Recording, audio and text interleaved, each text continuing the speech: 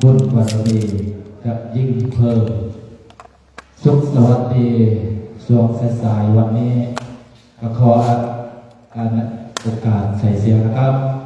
ขออาราธนานิมนต์พระคุณเจ้าทุกรูปมาเข้าสู่สถานลานธรรมตระเตรียมความพร้อมเพื่อที่เราจะออกจาริกเดินทางอีกวันหนึ่งวันนี้เราจะได้เดินจงกรมระยะไกลพอสมควร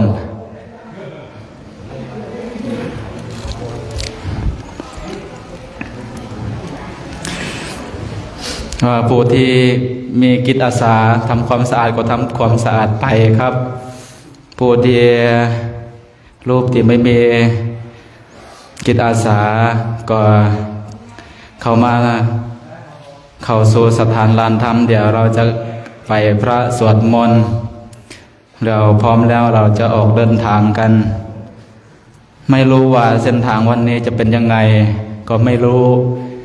เดี๋ยวติดตามตอนต่อไป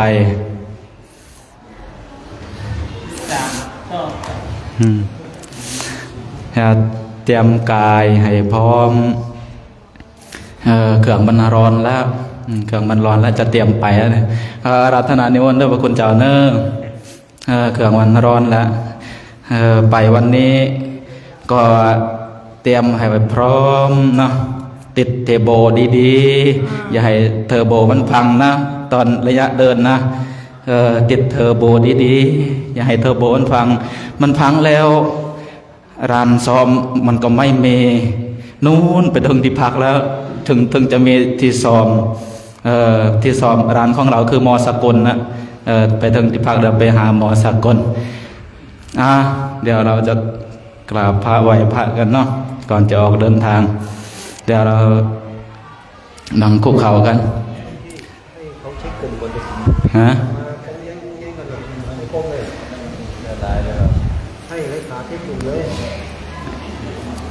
นิมนต์ครับพระคุณเจ้า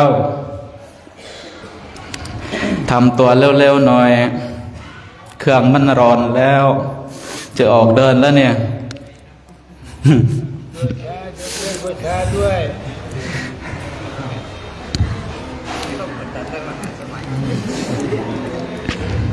เดี๋ยวทาซาอีกเดี๋ยวตอนเย็น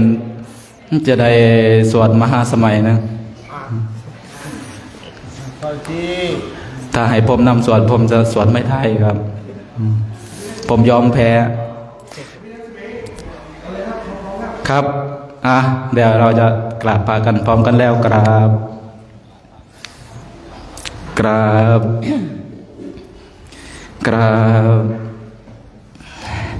ไฟมาทีหลังตอนเย็นไปสวดธรรมจักรกันเนอะโย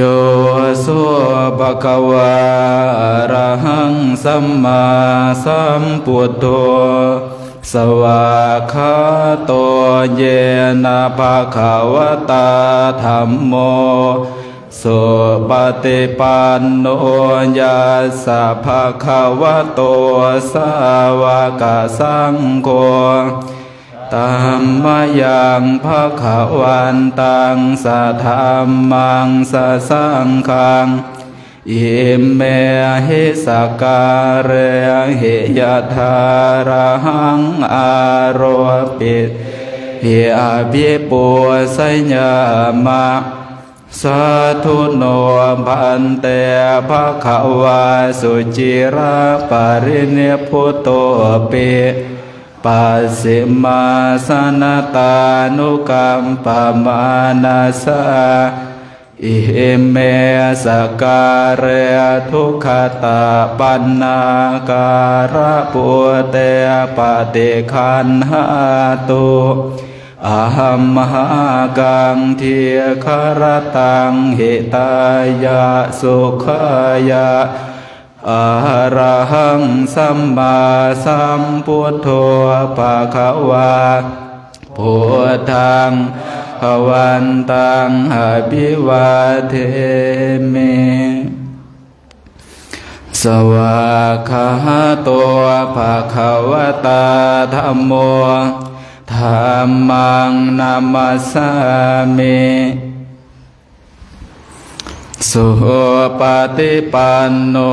ภะคะวะโตสาวกสังโฆสังฆังนามามิหันตมยังพุทธัสสะภะคะวะโตปุปภาคณมะการังกโรมาเส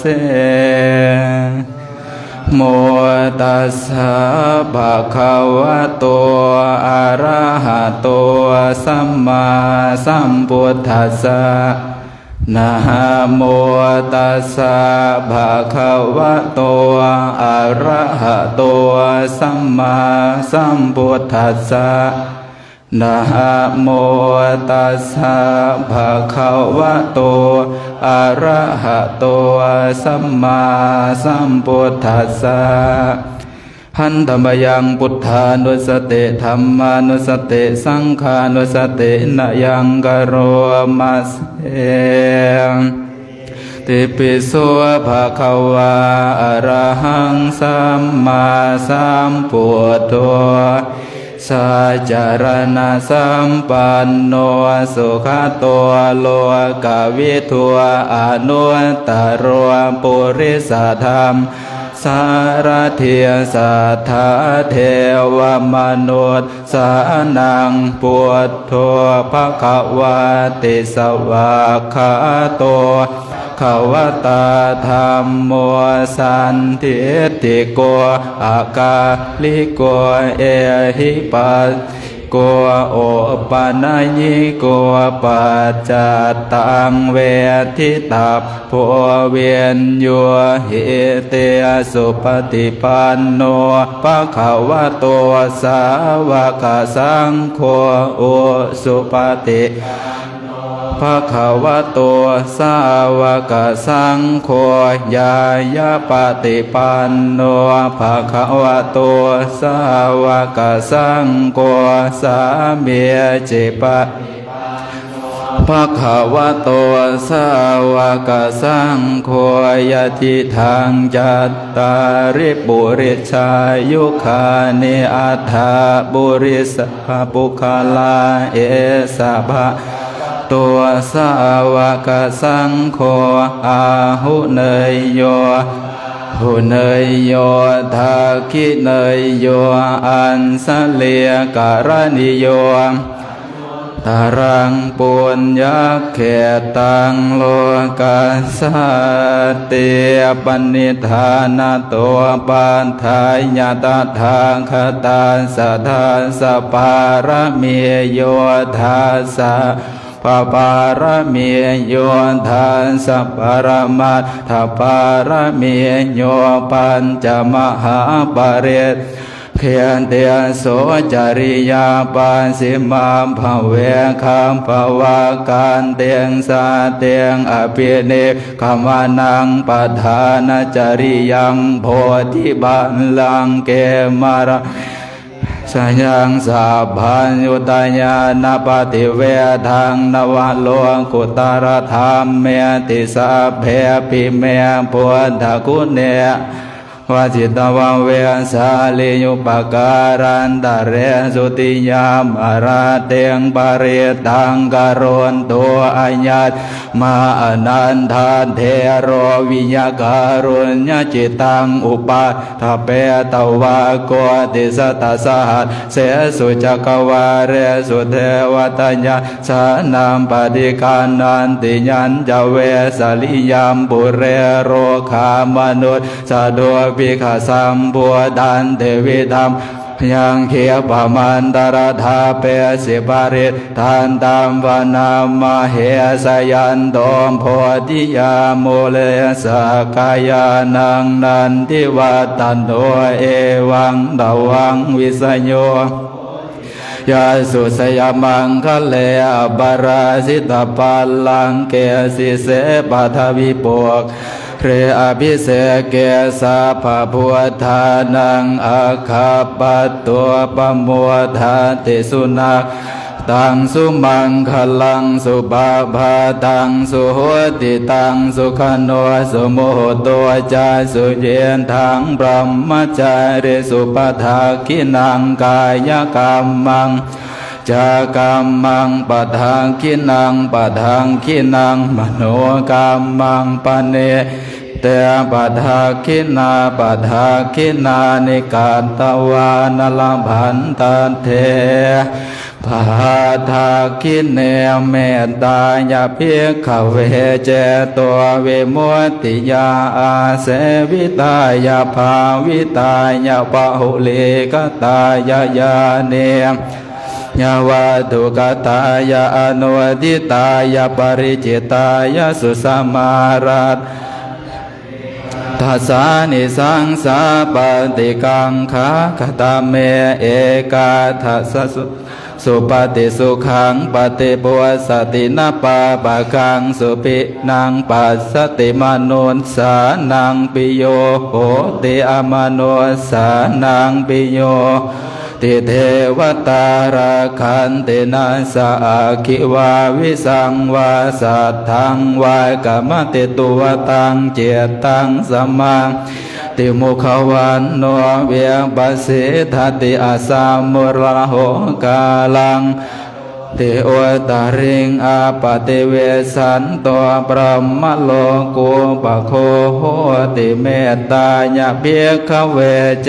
ตัววิมุตติญาอาเสวิตายาภาวิยาปะหุเลกตายายาเนกตายาวานทุกตายาอนุทิตายาปริจิตายาสุสะรัตถายาอิเมเอกาทัสสานิสังสาปฏิกังคาติอิธรรมโวขวาอัตมนาเตเปียโคภควโตชิตังอภินันโทนเต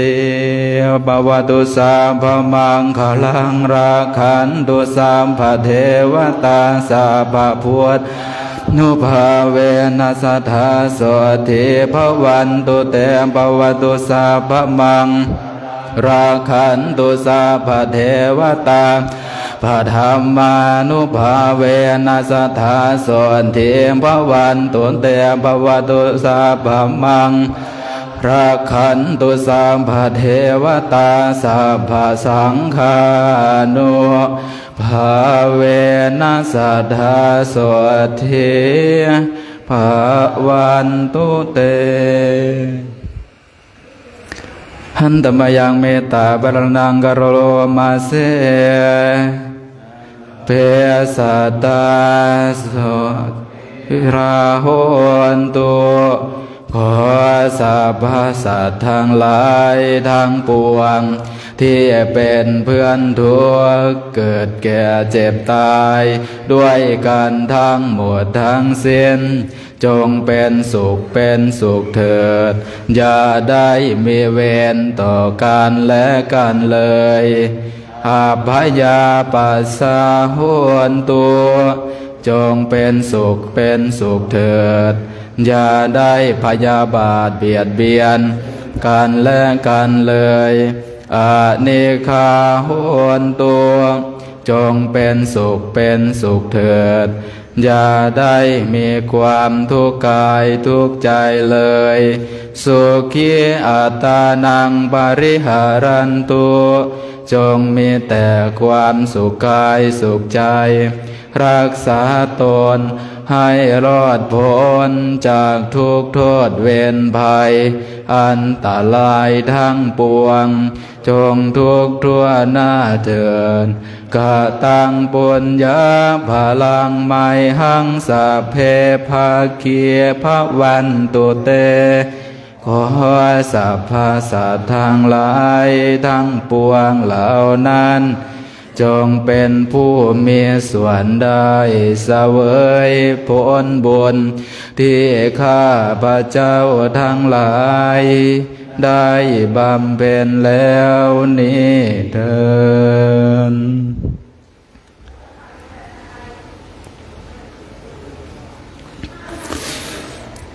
กราบลากันอะระหังสัมมาสัมพุทโธภะคะวา พุทธังภคะวันตังอภิวาเทมิสวากขาโตภะคะวะตาธัมโมธัมมังนัมมัสสามิสุปฏิปันโนภะคะวะโตสาวกสังโฆสังฆังนามามิมาตาเปตุกรุณังอหังวันทามิครูอุปัสสาอาจาริยากรุณังอหังวันทามิครับนิมนต์สัมภาระขึ้นครับเดี๋ยวไปรอตั้งแถวกันอยู่ด้านนอกครับเดี๋ยวคุยกับพวกท่านแป๊บนึงครับเดี๋ยวไม่ต้องถ่ายก็ได้มั้ยเดี๋ยวนะขอโอกาสหลวงพ่อพระครูธีรธรรมประโมท